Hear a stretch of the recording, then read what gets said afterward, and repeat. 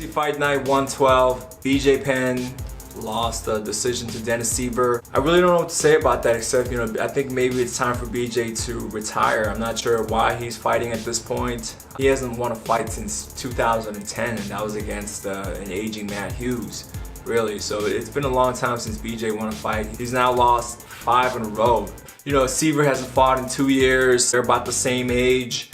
And Siver is a good fighter, but BJ PENN is a great fighter. And if a great fighter is matched up against a good fighter, a great fighter should win. But honestly, BJ that second round he was able to drop Siver.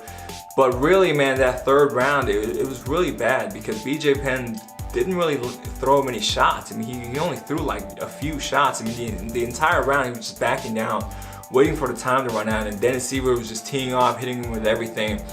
So it was not a good look. I'm not sure what BJ PENN is trying to do, trying to achieve at this point. It's really he's really hurting his legacy. He was considered by many, including me, to be the greatest lightweight fighter of all time, especially when he was on top. Obviously, you got new generation of lightweights.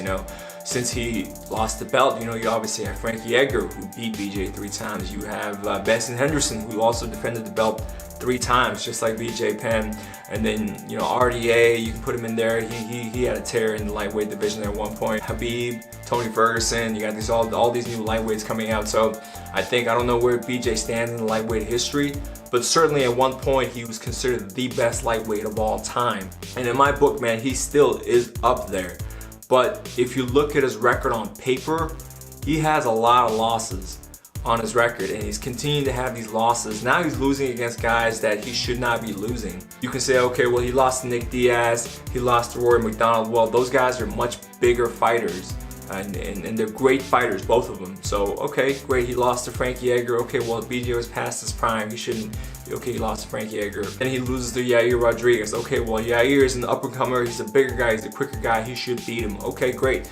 But now he's losing to Dennis Siver. And especially in that third round, man, he really did nothing but just wait for the time to expire. He was just trying to survive that round. So I think, honestly, he's hurting his legacy at this point. So hopefully, I hope he does retire, because I don't know how much more he has left. He says he wants to fight, but he certainly didn't show it in that round 3. It was a bad call. And again, losing to Nick Diaz is one thing, right? Losing to Rory McDonald is one thing, but if you lose to Dennis Siver who hasn't fought in 2 years, then maybe it's time for BJ to retire. He's on a 5-fight losing streak. I don't know if, I would hate to see BJ get cut from the UFC, so hopefully he retires, because I don't know who he can beat at lightweight if he can't, or featherweight if he can't beat Dennis Siver. That being said, I'm a big fan of BJ PENN. He's one of the greatest lightweights of all time. Many consider him to be the greatest lightweight of all time. And don't forget, man, he was one of the few 2-division world champions. He beat the unstoppable Matt Hughes in his prime. And this is a guy who literally fought, from lightweight all the way up to heavyweight. A lot of fighters say they'll fight anybody, but not many of them do. BJ PENN is one of the few fighters that actually did go up and down in weight without making any excuse, and did fight anybody at any weight class. So he's definitely a legend in the sport, a legend in the lightweight division as well. But I think his career as an MMA fighter is definitely come to an end. And he had a great career, and hopefully he does retire.